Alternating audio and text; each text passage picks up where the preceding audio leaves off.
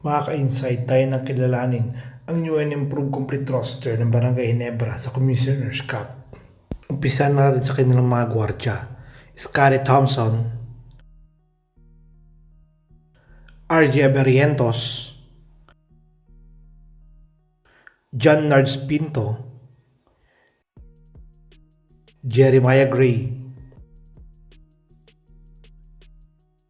Jason David, John Abis,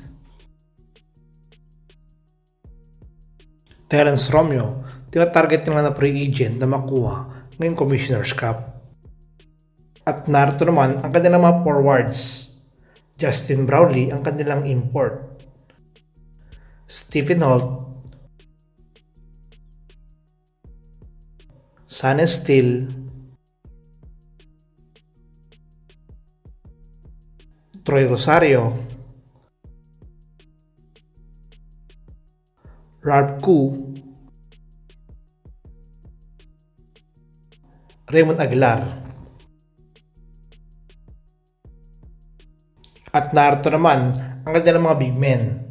Japit Aguilar, Norbert Torres, Ben Adamos,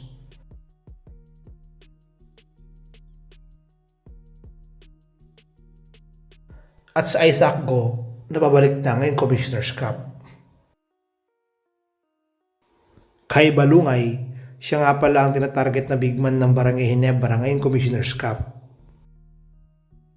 Yan nga pala mga ka-insight, ang bagong roster ng Barangay Ginebra ngayong Commissioner's Cup. Kayo mga ka-insight, kaya ba nilang makapasok sa finals ngayong Commissioner's Cup? Pag-usapan po natin yan sa comment section.